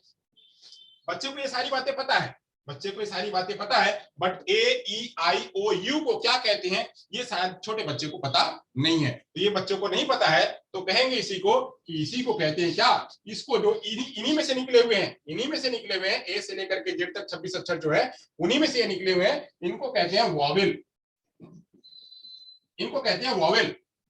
और बाकी जो बचते हैं, बाकी के जो बचते हैं उनको कहते हैं कॉन्सोनेंट। ये बच्चे को नहीं पता है। तो ऐसे जो है हम वह बच्चे को बताते हैं कि क्या है क्या नहीं है। अब ऐसे ही बच्चे को, अब ऐसे ही और भी एग्जांपल ले लेते हैं। मान लीजिए बच्चे को क पता है, क से लेकर के ज्ञ तक पता है। बच्चे को हिंदी में, बच्चे को क से लेकर के ज्ञ तक पता है। अब क से लेकर के ज्ञ तक पता है तो अभी बच्चे को अक्षर पता है। अब क से ही, क से कहा, क से क्या हो सकता है, तो क से कलम हो सकता है, ये बच्चे को पता नहीं है। क से कलम हो सकता है, क से और क्या हो सकता है, तो क से काला हो सकता है, क से और क्या हो सकता है, क से काजल हो सकता है। अब ये बच्चे को जो चीज दिख रहा है, काला बच्चे को हो सकता है कि काला वाला शब्द बच्चा यहाँ ना समझ पाए, उसका फ्लैश कार्ड नहीं मिलेगा, या उसका जो उसके जो दिमाग में स्कीमा नहीं बना होगा तो वह नहीं समझ पाएगा। कलम समझ पाएगा, कमल समझ पाएगा बच्चा, कमल समझ पाएगा, काजल समझ पाएगा। ये जैसे हमने आप लोगों को बताया हुआ था एक बार कि इनिशियल मिडिल फाइनल कैसे करोगे। इनिशियल मिडिल फाइनल आपको नहीं आता था। इनिशियल, इसी का क का इनिशियल मिडिल फाइनल क्या होगा। जैसे आप लोग हैं, आप लोगों को एक बार बता दिया गया कि ये इसको इनिशियल कहेंगे, इसको मिडिल कहेंगे, इसको फाइनल कहेंगे, तो इनिशियल मिडिल फाइनल भी आपके लिए आ गया। तो वो जटिल था आपके लिए, ये आ गया।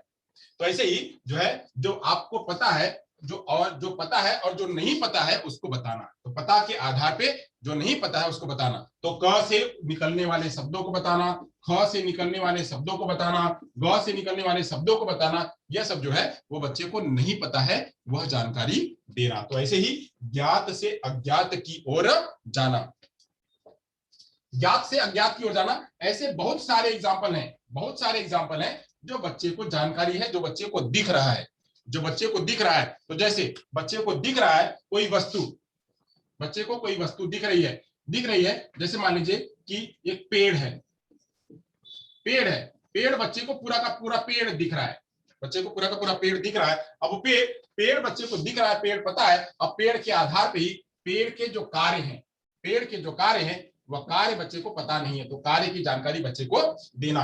पेड़ के कार्य क्या क्या है, पेड़ के कार्यों की जानकारी देना, यह बच्चे को पता नहीं होगा, तो यह क्या है, यह उसका अज्ञात होगा। तो ऐसे ही ज्ञात से अज्ञात की ओर जाना। बच्चे को जो जानकारी है, जो बच्चा दिख रहा है, जो बच्चे के अंदर में स्कीमा बन चुका है, उसके आधार पे जो नहीं जानकारी उसको जोड़ना और उसको बताना, यह क्या है, ज्ञात से अज्ञात की ओर है। मैं खास पेडागोगी है तो मैं विषय को लेकर के खास चल रहा हूं।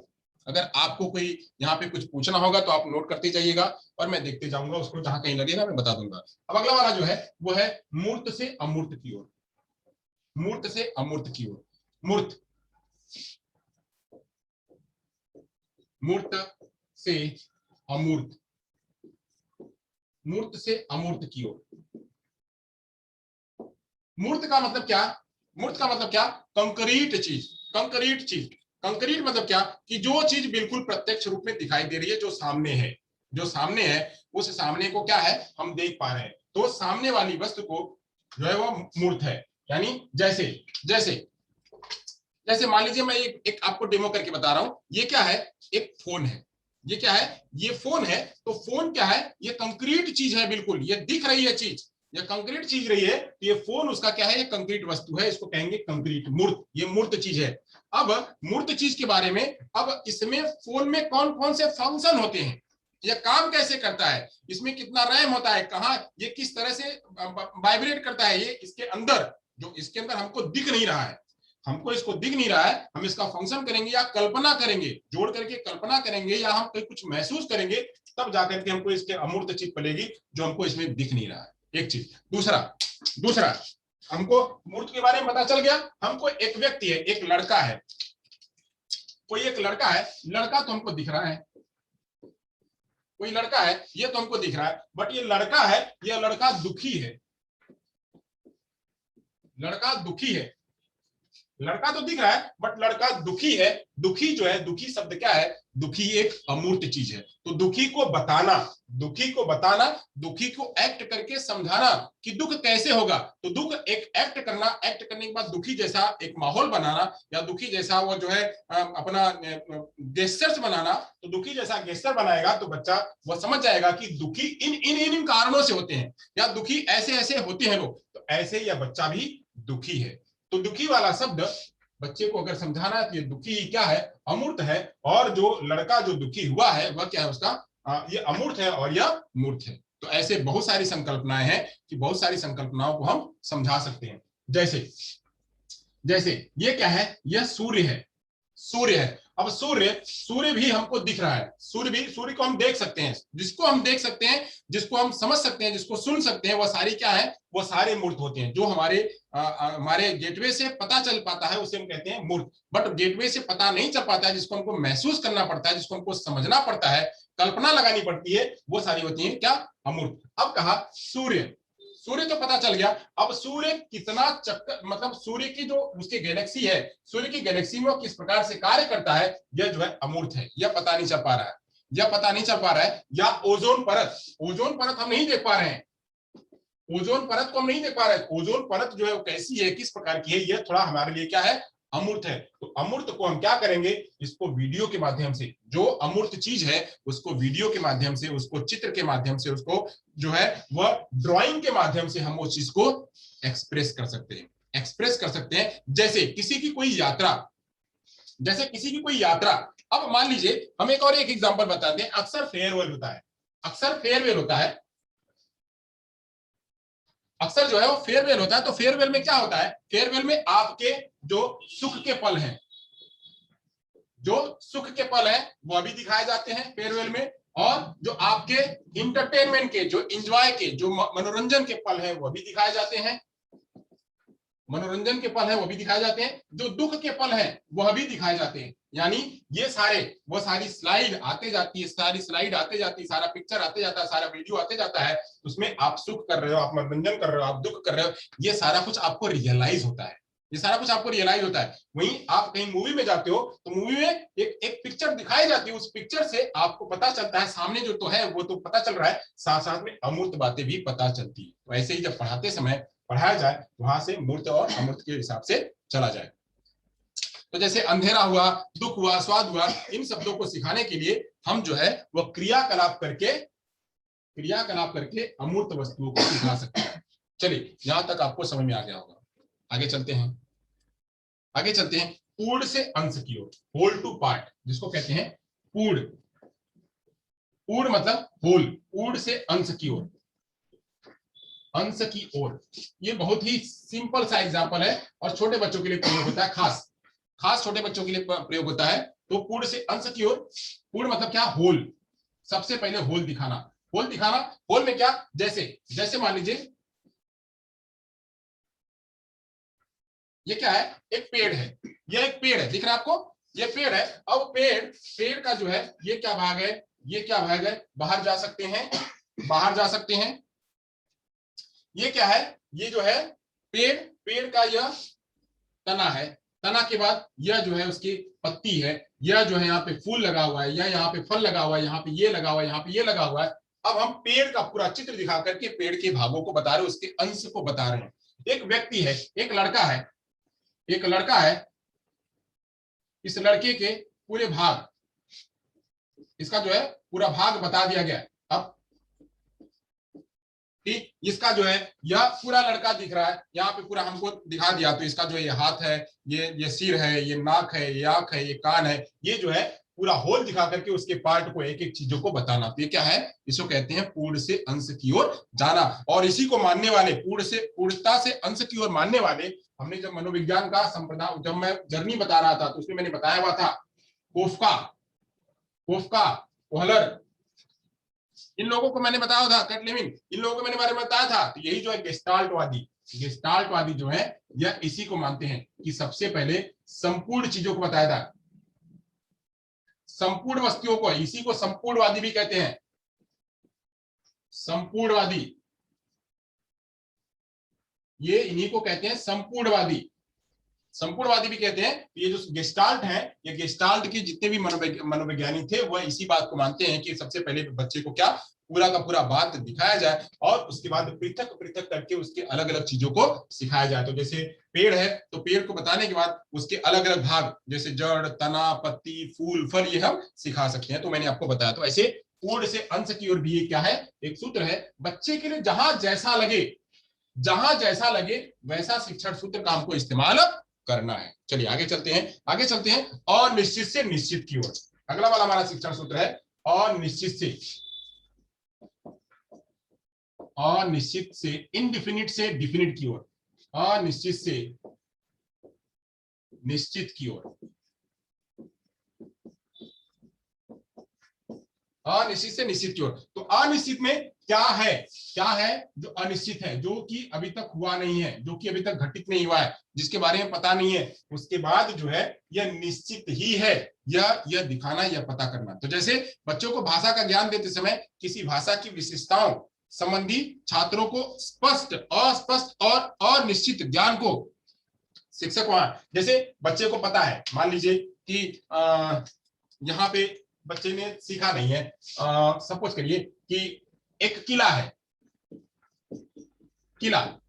किले के बारे में बच्चे को जानकारी नहीं है, किले के बारे में जानकारी नहीं है, तो किला जो है उसका ज्ञान अभी अनिश्चित है, ज्ञान अभी फिक्स नहीं हुआ है, ज्ञान में अनिश्चितता है कि वह क्या हो सकता है, कैसा हो सकता है, अभी उसको कंफ्यूजन है, तो उसका भी एग्जैक्टली मीनिंग वह जो है वह एजिमुलेशन नहीं कर पाया है एग्जैक्टली।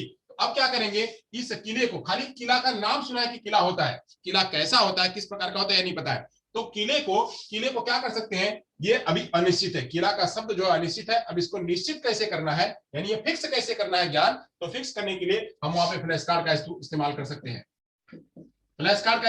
एक्सप्लेन करने के लिए वीडियो का इस्तेमाल कर सकते हैं कि वीडियो के माध्यम से उसका ज्ञान हो जाए, या फिर प्रत्यक्ष रूप में उसको वहां पे ले जा करके फील्ड ट्रिप या विजिट करवा करके किले का ज्ञान करवा सकते हैं। तो जो पहले ज्ञान बच्चे का अनिश्चित था, वही ज्ञान अब क्या हो जाएगा, वह निश्चित हो जाएगा, फिक्स हो जाएगा।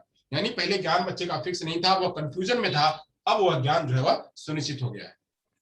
वैसे बहुत सारे हम जो है वह व्याकरण में जो हमारे कॉन्सेप्ट्स होते हैं, वह व्याकरण बच्चे को क्लियर नहीं होते हैं, तो व्याकरण को जो है हम प्रैक्टिस करवा करके उसको निश्चित करवा सकते हैं, या फिर कुछ ऐसे चीजें हैं जिनको कि हम विजिट करवा सकते हैं, ले जा सकते हैं, वहां पे हम जो है वो कर सकते हैं। जैसे बैंक के बारे में पता है, बट बैंक के कार्य क्या होते हैं वो अनिश्चित है। तो अनिश्चित चीज, बैंक के कार्य क्या होते हैं वो अनिश्चित है, उसको क्या करेंगे, उसको ले जाकर के पहले बैंक में विजिट करवाएंगे, बैंक दिखाएंगे, बैंक दिखाने के बाद उसके सारे कार्यों को समझाएंगे, तो बच्चे को क्या होगा, वह ज्ञान फिक्स हो जाएगा। तो ऐसे निश्चित से अनिश्चित की ओर जाया जा सकता है। अब बात करते हैं प्रत्यक्ष से अप्रत्यक्ष की ओर। प्रत्यक्ष से अप्रत्यक्ष यानी क्या, कि जो प्रत्यक्ष है, जो डायरेक्ट है, प्रत्यक्ष से अप्रत्यक्ष की ओर, यानी डायरेक्ट से इनडायरेक्ट की ओर। जो चीज डायरेक्ट है, दिख रही है, उससे इनडायरेक्ट की तरफ जाना। बच्चों को अदालत, जैसे डायरेक्ट में बच्चों को अदालत का संप्रत्यय देते समय बच्चे को अदालत का संप्रत्यय बताना है। अदालत जो है, बच्चे को अदालत के कार्यों के बारे में बताना है, अदालत कैसी होती है, तो कार्यों के बारे में बताना है। तो जो अदालत क्या होगा, अदालत को दिखा दोगे, अदालत का चित्र, तो अदालत जो है उस अदालत के चित्र के माध्यम से बच्चा अदालत को तो जान पाएगा, बट अदालत का जो कार्य है, अब इसके आधार पे इसको दिखा दोगे तो इसके कार्यों को, यहाँ पे ये बैठते हैं, यहाँ पे ये बैठते हैं, यहाँ पे ये काम होता है, यहाँ पे ये काम होता है, अप्रत्यक्ष चीज को जो है वह चीज को दिखा सकते हैं। या फिर प्रत्यक्ष चीज, प्रत्यक्ष के बाद में अप्रत्यक्ष चीज को जो है हम उसको वीडियो के माध्यम से दिखा सकते हैं, या फिर हम वहां पे ले जा सकते हैं तो उसको हम दिखा सकते हैं। यानी जो चीज डायरेक्ट है, जो दिख रही है, वह क्या है, वह प्रत्यक्ष है, और उसके बाद उसके कार्यों को, उसके जो अलग अलग भाग हैं, उन भागों को दिखाने के लिए वह जो है उसका ज्ञान जब देना है तो ये कहलाता है क्या, अप्रत्यक्ष कहलाता है। चलिए यहां तक क्लियर हो गया, समझ में आ गया, और उसको अलग अलग उदाहरण के माध्यम से भी समझा सकते हैं। विशिष्ट से सामान्य की ओर, विशिष्ट से सामान्य की ओर जाना, यानी क्या, specific to general, specific to general जाना, विशिष्ट से सामान्य की ओर, यानी क्या विशिष्ट है, क्या विशिष्ट है। विशिष्ट मतलब क्या कि ये कौन है, चलो एक बार हम लिख देते हैं, विशिष्ट से सामान्य की ओर, सामान्य की ओर, विशिष्ट से सामान्य की ओर, तो हम कह रहे हैं कि ये कौन है, जरा आप देखिएगा यहाँ पे, गांधी जी, हमने कहा गांधी या महात्मा गांधी, महात्मा गांधी, तो महात्मा गांधी, महात्मा गांधी क्या है, महात्मा गांधी क्या है, एक विशिष्ट है, महात्मा गांधी शब्द एक विशिष्ट है। अब महात्मा गांधी का जो एक्सप्लेन करना है, पूरा एक्सप्लेन करना महात्मा गांधी का, महात्मा गांधी ये थे, महात्मा गांधी वो थे, महात्मा गांधी की माता का नाम ये है, महात्मा गांधी के पिताजी का नाम ये है, महात्मा जी यहाँ पढ़े थे, महात्मा गांधी जी यहाँ पढ़े थे, महात्मा गांधी जी यहाँ उन्होंने आंदोलन किया, महात्मा जी अंग्रेजों से लड़े, महात्मा जी जो है, महात्मा गांधी जो है उन्होंने ये आंदोलन चलाया, उन्होंने ये आंदोलन चलाया, उन्होंने ये काम किया था, उन्होंने सत्य हिंसा पे काम किया था, उन्होंने ये काम किया था, वो चरखा चलाते थे, वगैरह वगैरह वगैरह वगैरह। अब ये क्या है, एक चीज के बारे में, एक विशिष्ट चीज के बारे में हम क्या करें, पूरा का पूरा जनरलाइजेशन कर रहे हैं, तो इसी को कहते हैं विशिष्ट से सामान्य की ओर, स्पेसिफिक से जनरल की ओर। तो ऐसे जो है हम वो ज्ञान दे सकते हैं। और क्या ले सकते हैं, संज्ञा, सर्वनाम, क्रिया, विशेषण पढ़ाते समय इनके पहले एक अधिक उदाहरण प्रस्तुत करके जो है हम उदाहरणों को कर सकते हैं। यानी अगर हमको संज्ञा, सर्वनाम, संज्ञा बताना है, संज्ञा, संज्ञा क्या है, एक विशिष्ट शब्द है, संज्ञा एक विशिष्ट शब्द है। अब संज्ञा का जनरलाइजेशन करेंगे, कैसे करेंगे, तो राम, राम, राम एक लड़का है, राम एक लड़का है, तो राम यहाँ पे क्या होगा, राम जो है वह संज्ञा होगा। तो ऐसे ही अलग अलग चीजों में हम वहां पे बता सकते हैं, एग्जांपल कर सकते हैं। तो ये विशिष्ट है और इसका हम जनरलाइजेशन कर सकते हैं, तो ऐसे एग्जांपल दे सकते हैं। जैसे एक और एग्जांपल ले लेते हैं संस्कृत में, संस्कृत का एग्जांपल ले लेते हैं। संस्कृत में जो सूत्र होते हैं, संस्कृत के जो सूत्र होते हैं, जैसे हिंदी के दोहे होते हैं, हिंदी के दोहे होते हैं, संस्कृत के सूत्र होते हैं, वह सूत्र जो है वह विशिष्ट रूप में होते हैं, विशिष्ट रूप में होते हैं। जैसे काकचेष्टा बकोध्वानम स्वान निद्रा तथैव च अल्पहारी गृहत्यागी विद्यार्थी पंचलक्षणम। तो ये क्या है, एक सूत्र है, एक दोहा है। अब इस दोहे का, ये दोहा जो था वह स्पेसिफिक था, वो क्या था, वह विशिष्ट था, स्पेसिफिक था। अब उसका हम व्याख्या जब करेंगे तो व्याख्या करेंगे, एक संदर्भ में व्याख्या करेंगे, वह क्या होगा, जनरल होगा, वह सामान्य होगा। तो ऐसे ही जो है हम अलग अलग रूपों में, अलग अलग रूपों में जो है उसका एग्जाम्पल ले सकते हैं और प्रस्तुत कर सकते हैं। चलिए आप लोग ये सब समझ गए होंगे। आगे चलते हैं विश्लेषण से संश्लेषण की ओर, विश्लेषण से संश्लेषण की ओर। जो हमारा अगला है, ये साइंस में प्रयोग होता है और हमारे लैंग्वेज में प्रयोग होता है। विश्लेषण से संश्लेषण की ओर, विश्लेषण से संश्लेषण की ओर, ये क्या है, इसमें क्या किया जाता है विश्लेषण से संश्लेषण की ओर। तो जैसे हम मान लीजिए कि हमने क्या किया कि एक बात, एक कॉन्सेप्ट दिया कि गुजरात, गुजरात, गुजरात, गुजरात का जो है हमने क्या किया, विश्लेषण किया।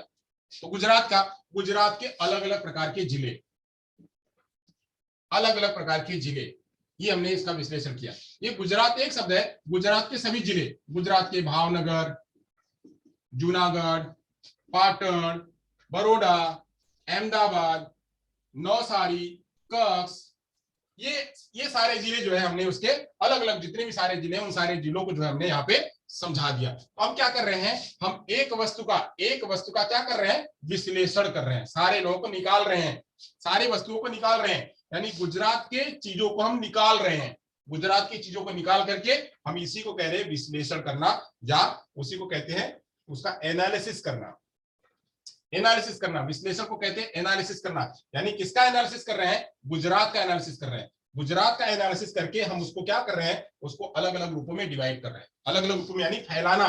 फैलाना जो है, जिसको हम कहें फैलाना, अगर हम कहें एक बात है उसको हम फैला दें तो फैलाने को कहेंगे क्या, उसको कहेंगे विश्लेषण से संश्लेषण की ओर जाना। यानी विश्लेषण मतलब क्या है, उसको पहले फैलाना यहां से लेकर के, इसको कहेंगे क्या, विश्लेषण। वहीं जो फैली हुई वस्तु है, ये फैली हुई वस्तु है, इसको लेकर के बटोरना, फैली हुई वस्तु को बटोरना, तो उसको संश्लेषण कहते हैं।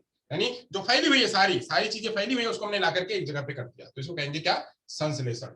तो ऐसे ही इसका एक एग्जांपल है, इसका मैथ में भी एग्जांपल है, मैथ में भी एग्जांपल है।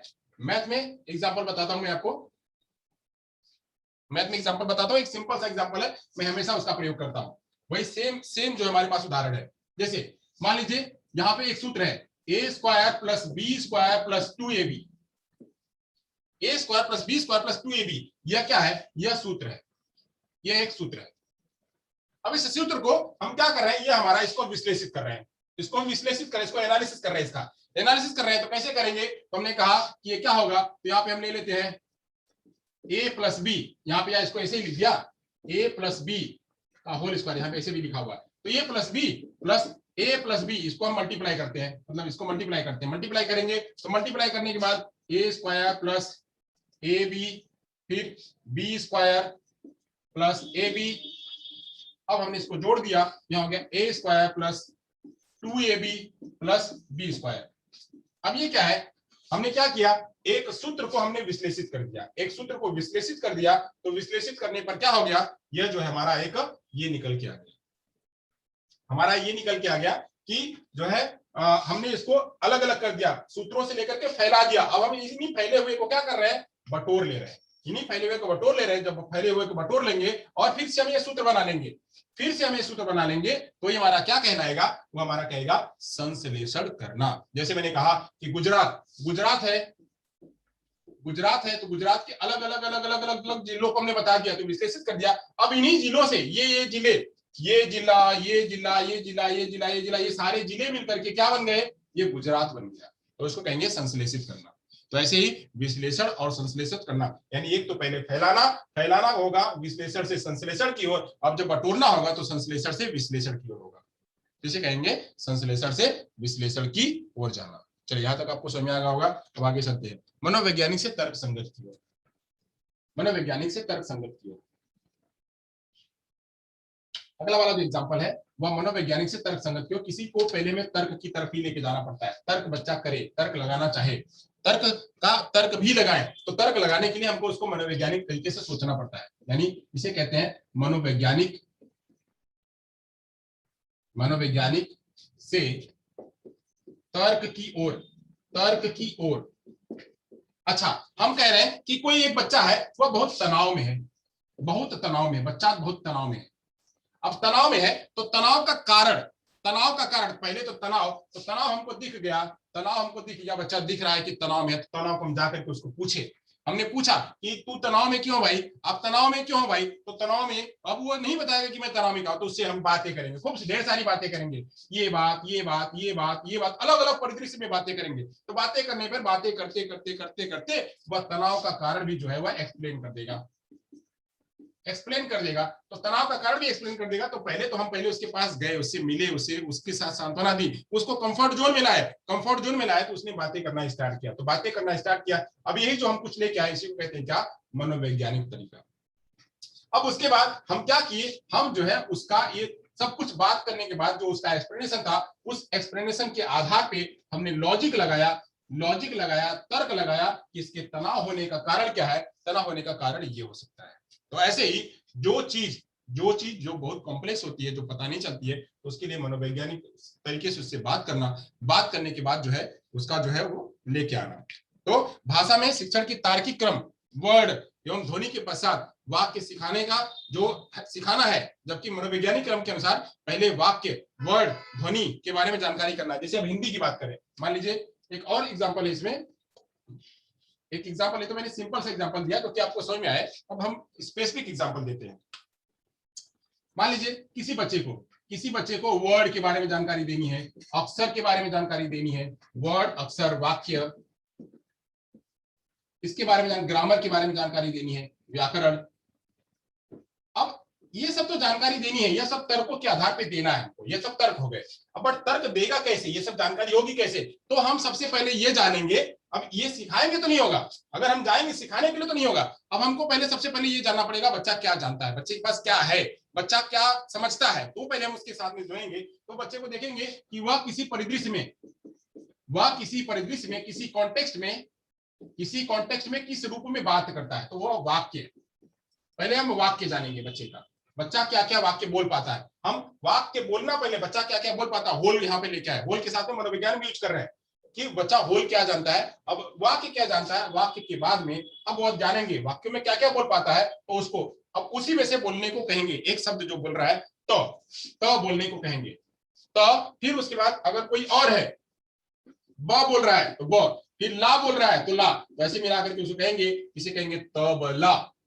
तो अब बच्चे को आता है, आप क्या समझते हो कि आप जो है पहले स्तर में बच्चा को आप जब रीडिंग राइटिंग सिखाते हो तो उसको पता ही नहीं है, वाक्य नहीं पता है, वाक्य पता होता है उसको। आप क्या है, आप उसको एक प्रॉपर मैनर में लर्निंग मैनर में आप लेके जाते हो। तो लर्निंग मैनर में लेके जाने के लिए आपको सबसे पहले उसका मनोवैज्ञानिक तर्क समझना होगा। तो मनोवैज्ञानिक तर्क समझ करके हम उसको आगे ले जा सकते हैं। चलिए यहां तक आपको समझ में आ गया होगा, आगे चलते हैं। मनोवैज्ञानिक तर्क हो गया, यानी मनोवैज्ञानिक से तर्क की ओर लेके जाएंगे कि बच्चे को क्या नहीं आ रहा है, क्या आ रहा है उसकी तरफ। चलिए आगे चलते हैं। आगमन से निगमन की ओर, आगमन से निगमन की ओर, आगमन से निगमन की ओर जो है एक शिक्षण सूत्र है, यह जो कि गणित में प्रयोग होता है। आगमन से निगमन की ओर, डिडक्टिव से इंडक्टिव की ओर, डिडक्टिव से इंडक्टिव की ओर। भाषा एवं विषय का शिक्षण कराते समय भाषा विषय के पहले सूत्र का ज्ञान कराना, पहले उसका अनुप्रयोग समझाना चाहिए। यह व्याकरण में समझाने हेतु किया जाता है। यानी क्या, आगमन से निगमन की तरफ क्या होता है, डिडक्टिव, डिडक्टिव से इंडक्टिव की ओर। कभी कभी डिडक्टिव से इंडक्टिव की तरफ जाते हैं, कभी कभी इंडक्टिव से डिडक्टिव की तरफ जाते हैं, दोनों तरफ जाते हैं। जो डिडक्टिव है इसे कहते हैं, इसे जो इंडक्टिव है इसे कहते हैं SDG या ISG कहते हैं इसको, ISG, इसको ISG कहते हैं और इसको DS, हाँ इसको कहते हैं DGS। यह क्या है, स्पेसिफिक से जनरल जाता है और यह जनरल से स्पेसिफिक आता है। यह जनरल से स्पेसिफिक आता है, यह स्पेसिफिक से जनरल की तरफ जाता है और यह जनरल से स्पेसिफिक की तरफ आता है। जैसे हमने संश्लेषण और विश्लेषण पढ़ा था, यानी यह क्या करेगा, जो हम क्या करेंगे, जो जनरल चीज है, बच्चा जो जानता है, बच्चा जो जानता है पहले उसको लेंगे। जैसे हमने यहाँ पे मनोवैज्ञानिक रूप में देखा कि बच्चा वाक्यों को जानता है, बच्चा वाक्यों को जानता है। यहाँ अब वाक्यों को जानता है, वाक्य में कितने कितने वाक्य पता है बच्चे को। चलो आप बोलो, आप क्या क्या वाक्य बोल रहे हो। तो मम्मी आज खाना बनाई, बच्चे को पता है मम्मी ने क्या क्या खाना है। बच्चे की आवाज में जितना भी सारा कुछ हमने बुलवाया, तो अब यह बच्चे को बोलने के लिए कह दिया, बच्चे को बोलने के लिए कह दिया। अब बोलने में से अब हम जो है उसके स्पेसिफिक शब्दों को, हमको उसमें संज्ञा बतानी है, हमको उसको क्रिया बताना है, हमको जो भी बताना है, तो हम उस स्पेसिफिक शब्द को अगर क्रिया बतानी तो क्रिया यहाँ पे है, यहाँ पे क्रिया है, यहाँ पे क्रिया है, यहाँ पे क्रिया है। इन क्रिया को जो है हम ढूंढेंगे। तो ऐसे सबसे पहले जनरल चीजों को, जब हम डिडक्टिव की बात करते हैं मैथ में, इसमें लैंग्वेज में, वैसे जब मैथ की बात करते हैं तो वहां इंडक्टिव डिडक्टिव जाते हैं कहीं कहीं, और कहीं कहीं डिडक्टिव से इंडक्टिव की तरफ भी आते हैं। चलिए एक तरफ एक और एग्जांपल देकर के बताता हूं। हमने बताया कि बच्चे को पहले क्या करेंगे, भाषा जितनी भी है वो भाषा उसको कहेंगे कि बोलो, चलो प्रस्तुत करो या उसको लेके आओ। तो भाषा बच्चे ने बोल दिया, सभी कुछ भाषा सभी बोल दी, भाषा सभी उसने बोल दी, ये सारा बोल दिया। अब बोल दिया। अब बोलने के बाद ये क्या है, ये भाषा उसका प्रस्तुत करना, यह जनरल बात प्रस्तुत करना है, ये जनरल बात उसने प्रस्तुत कर दिया। अब हम इसमें से ये वाली भाषा को स्पेसिफिक कर रहे हैं, ये वाले शब्द को स्पेसिफिक कर रहे हैं, ये वाले शब्द को स्पेसिफिक कर रहे हैं, ये वाले शब्द को वो स्पेसिफिक कर रहे हैं। तो इसी वाली प्रक्रिया को हम पूरे जनरल से स्पेसिफिक की तरफ जाते हैं, तो इसी वाली प्रक्रिया को कहते हैं क्या, आगमन से निगमन की ओर जाना। तो आगमन से निगमन और स्पेसिफिक टू जनरल ये दोनों मैच करते हैं, ये दोनों क्या होते हैं, मैच करते हैं। वहीं जब हम निगमन से जाते हैं, निगमन से आगमन की तरफ जाते हैं, निगमन से आगमन की तरफ जाते हैं, तो क्या होता है, यहां पे जैसे मैंने आपको बताया था कि गांधी जी, महात्मा गांधी जी, महात्मा गांधी जी। अब महात्मा गांधी जी को क्या करना है, महात्मा गांधी क्या है, एक स्पेसिफिक है। अब ये एक स्पेसिफिक है, इन स्पेसिफिक के बारे में एक्सप्लेन करना है। तो पहले एक्सप्लेन हुआ था, उसको हमको स्पेसिफिक लेके आना था। यहाँ पे स्पेसिफिक है, इसको हमको एक्सप्लेन करना है। तो ये है इंडक्टिव और डिडक्टिव की तरफ जाते हैं। तो यहाँ पे जो सूत्र है, यहाँ पे पूरा का पूरा जो सूत्र के माध्यम से पूरा समझाया हुआ होता है, सूत्र के माध्यम से पूरा समझाया हुआ था, पूरा सूत्र, पूरा जो सॉल्व है, सॉल्व को समझाया होता है। जैसे चक्रवृद्धि ब्याज, मान लीजिए कि हम चक्रवृद्धि ब्याज की बात करें, एक चक्रवृद्धि ब्याज, चक्रवृद्धि ब्याज को पूरा का पूरा समझाया हुआ है, क्या है ब्याज, क्या है समय, क्या है वो, ये सब कुछ वहां पे समझाया हुआ है, ये पूरा समझाया हुआ है, पूरा एक्सप्लेन किया हुआ है। अब ये एक्सप्लेन करना क्या है, ये इसका जनरल है, पूरा एक्सप्लेन करना, चक्रवृद्धि ब्याज को हल करके बताया हुआ, हल करना यह क्या है, उसका जनरल है। अब हल करने के बाद उसका सूत्र निकालना, यानी हल किया हुआ, हल के माध्यम से सूत्र लेके जाना, यह सूत्र का कल्पना करना। तो सूत्र क्या होगा, वही सूत्र होगा उसका जो सूत्र वो निकाल करके लेकर, यानी यहां से ऊपर की तरफ जाना, यहाँ पे तो होगा क्या, वह निगमन होगा। तो ऐसे निगमन से आगमन की ओर और आगमन से निगमन की ओर जाया जाता है। अप टू बॉटम और टॉप टू बॉटम और अप टू टॉप, ये जो है वो लेके जाते हैं। चलिए यहां तक समझ में आ गया, यहां तक समझ में आ गया। हालांकि इस पे और जो प्रैक्टिस होगी तो आपको और क्लियर होगा। चलिए आगे चलते हैं अनुभव से तर्क की ओर। अगर किसी के व्यक्ति के पास कोई अनुभव है तो सबसे पहले अनुभव कराना। अब अनुभव से तर्क क्या कहलाता है, अनुभव से तर्क क्या कहलाता है, आप लोग इसको नोट कर देगा, क्योंकि एक दो इसमें कंफ्यूज करते हैं एक दूसरे के साथ में। अनुभव से तर्क की ओर जो मैं एग्जांपल बता रहा हूं आपको नोट करते जाइएगा ताकि आपको याद रहे। अनुभव से तर्क की ओर क्या कहलाता है कि जैसे मान लीजिए हम क्या करेंगे, अब पहले हम बच्चे को अनुभव कराएंगे, कोई भी चीज का अनुभव कराएंगे। जैसे सूर्योदय सूर्यास्त को प्रतिदिन बच्चा देखता है, गर्मी के बाद बरसात, फिर जाड़ा आती है, सर्दियों में कोहरा भी होता है, बरसात में जोरदार बारिश भी होती है, यह सब बच्चा देखता है। परंतु ऐसा क्यों होता है, बच्चे को यह अनुभव है, बच्चे ने देखा हुआ है कि गर्मी होती है, बरसात होती है, गर्मी में जो है गर्मी लगती है, ठंडी में जो है ठंड लगती है, बरसात में जो पानी होता है, यह सब बच्चे ने किया हुआ है। बट ऐसा क्यों होता है, ऐसा क्यों होता है, यह बच्चे को जानकारी नहीं है। Specific to general sir, one more example please. अच्छा, स्पेसिफिक टू जनरल, ये कब का है आपका प्रश्न? अच्छा, स्पेसिफिक टू, अभी तो बता तो दिया मैंने, अभी बता दिया कि एक कोई चीज है। चलिए एक और बताता हूं। मान लीजिए जो है हम कोई एक वस्तु हम उसको खोलना, हमको उसके पुर्जे खोलने हैं, कोई पुर्जे खोलने हैं। तो कोई भी एग्जांपल ले लो, मान लो रेडियो है, ये रेडियो क्या है, रेडियो एक प्रकार का क्या है, एक स्पेसिफिक है। अब स्पेसिफिक को हम क्या कर रहे हैं, रेडियो के सारे पुर्जे हमने खोल दिए, सारे पुर्जे जितने भी है, इधर से सारे पुर्जे खोल करके हमने बिखेर दिए। अब बिखरने के बाद ये पूरा बिखर गया है। अब हम इसको क्या कर रहे हैं, इसको बटोर रहे हैं, बटोर करके जो है फिर से हम बना रहे हैं। तो यहाँ से यहाँ तक की तरफ ये स्पेसिफिक है, स्पेसिफिक इसको जनरल बना रहे हैं। और जब जनरल होगा तो इस जनरल से सारी चीजों को हम स्पेसिफिक बना रहे हैं कि यह अलग अलग पार्ट था, या इसका जो है टेलीकॉइल था, या जो है मशीन थी, ये था, या घड़ी था, या जो है उसका सेल था, ये सबको हमने मिला दिया, मैच कर दिया, तो फिर वापस ये रेडियो बन गई। तो जनरल से हमने स्पेसिफिक बना दिया। तो ऐसे बहुत सारे एग्जाम्पल है जो आप ले सकते हैं। तो यहाँ पे specific to general, synthesis to analysis, inductive to deductive, ये जो तीनों है ये एक दूसरे के साथ में मिलते जुलते हैं, इसमें कंफ्यूज होने की आवश्यकता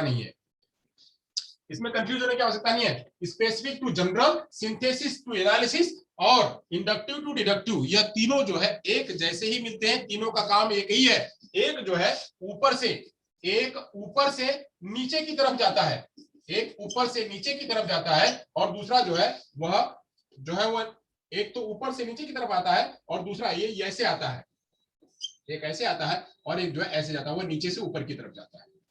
एक ऊपर से नीचे आता है, दूसरा जो है वो नीचे से ऊपर की तरफ जाता है, बस यही फर्क है, ये आप याद रखिएगा। चलिए तो अब आगे चलते हैं अनुभव से तर्क की ओर। अनुभव से तर्क की ओर तो मैंने बताया कि बच्चे को ये सब कुछ पता है, गर्मी धूप बरसात ये सब पता है, तो यह होता क्यों, इसका कारण क्या है, तो कारण जो है वह कारण का पता करना, यही क्या होगा, वह तर्क होगा। एक एग्जाम्पल, दूसरा एग्जाम्पल मैं बताता हूं। बच्चे को सबसे पहले जो है हम बैंक का विजिट करवाए। अब मैं उसमें बात कर रहा हूँ जो है लैंग्वेज की बात कर रहा हूँ। लैंग्वेज में हम पहले बैंक लेके गए, बच्चे को बैंक में लेके गए, बच्चे को अनुभव कराया, बैंक में ये है, बैंक में वो है, बैंक में वो है, बैंक में ऐसा है, बैंक में वैसा है। तो अच्छा, अब हम पूछे बैंक से कि बैंक मतलब बच्चों से पूछे बैंक बैंक का क्या काम है, तो बैंक का क्या काम है, तो बैंक का काम बच्चे कहेंगे वहां पे रुपया पैसा जमा करना, रुपया पैसा जमा करना। ये बच्चे जो है ये पूरा देख करके एक अनुभव करके जो तर्क लगाएंगे कि बैंक का काम क्या है, रुपया पैसा जमा करना। तो ऐसे अनुभव से तर्क की ओर जाकर के भी हम जो है वो बच्चे को बता सकते हैं, समझा सकते हैं। चलिए अब आगे चलते हैं। अब इसकी उपयोगिता क्या है, शिक्षण सूत्रों की उपयोगिता क्या है, क्यों शिक्षण सूत्रों को प्रयोग करने। शिक्षण सूत्र, ये 11 शिक्षण सूत्र मैंने आपको एग्जाम्पल के जरिए बाकायदा मैंने समझाए हैं। अब इसकी उपयोगिता क्या है, तो उपयोगिता है कि क्लास को, शिक्षण को रुचिकर बनाने के लिए। तो ये मैंने उपयोगिता तो बता ही दी थी, फिर भी बता देता हूं। उपयोगिता, उपयोगिता किसकी, शिक्षण सूत्र की। तो पहला कि रुचिकर बनाने के लिए, शिक्षण जो है उसको रुचिकर बनाया जा सकता है इसके माध्यम से। और क्या बनाया जा सकता है, रुचिकर के साथ साथ में इसे जो है बोधगम्य, इसे बोधगम्य बनाया जा सकता है। शिक्षण सूत्रों का अगर प्रयोग करा जाए तो बच्चे इसको आसानी से बोधगम्य बना सकते हैं, तथा यह बाल्योपयोगी बन सकता है। बाल्योपयोगी यानी बालियों के उपयोग जैसा बन सकता है, यानी जिसको पढ़ा रहे हैं वह उनके लिए उपयोगी हो सकता है, यानी लर्नर के उपयोगी हो सकता है। और क्या हो सकता है, इससे जो कॉन्सेप्ट है, बच्चे का जो कॉन्सेप्ट जो है वह आसानी से क्लियर हो सकता है, आसानी से समझ आ सकता है, कॉन्सेप्ट आसानी से समझ आ सकता है। इसके जरिए, शिक्षण सूत्रों के जरिए। और क्या हो सकता है, और हो सकता है कि इसके जरिए जो है टीचर यानी इसके जरिए टीचर अपना 100% दे सकता है, अच्छी तरह से समझा सकता है अगर टीचर ने इसको समझा है। यानी शिक्षक जो है, शिक्षक अपने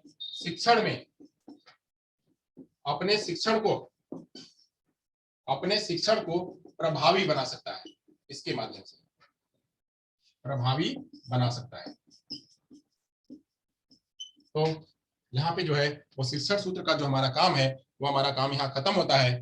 तो अभी तक मैंने आपको क्या बताया, तो मैंने बताया आपको माइक्रोटिक, ये जो है ये अपना जो मैगजीन्स है, मैगजीन्स क्या होती है, क्यों होती है, तो मैंने भाषा के बारे में बताया। फिर ये टीचर के लिए कौन कौन से चैलेंजेस होते हैं वो बताया। तो चैलेंजेस को सॉल्व करने के लिए मैंने बताया कि जो है कुछ दार्शनिक और मनोवैज्ञानिक है जिन्होंने अपने अनुभवों के आधार पे ये बताया कि इन्हीं अनुभवों से जो है हम अगर प्रयोग करें तो उससे कुछ नियम बनाए, उन्होंने कुछ सूत्र बनाए और उन्हीं सूत्रों का प्रयोग करने के लिए टीचरों को बोला। तो वह जो उन्होंने वह सूत्र जो है वो समझाए कि ये सूत्र है। तो वैसे ही जो 11 शिक्षण के सूत्र हैं वो मैंने आपको समझाया, और 11 शिक्षण सूत्र को मैंने बाकायदा एग्जाम्पल के जरिए मैंने आपको समझाया। एक एक के लिए 2-2 3-3 मैंने एग्जाम्पल आपको दिए, वो एग्जाम्पल के जरिए मैंने वो समझाया। फिर मैंने बताया कि यह जो शिक्षण सूत्र है इसकी उपयोगिता क्या है, तो उपयोगिता है वो रुचिकर में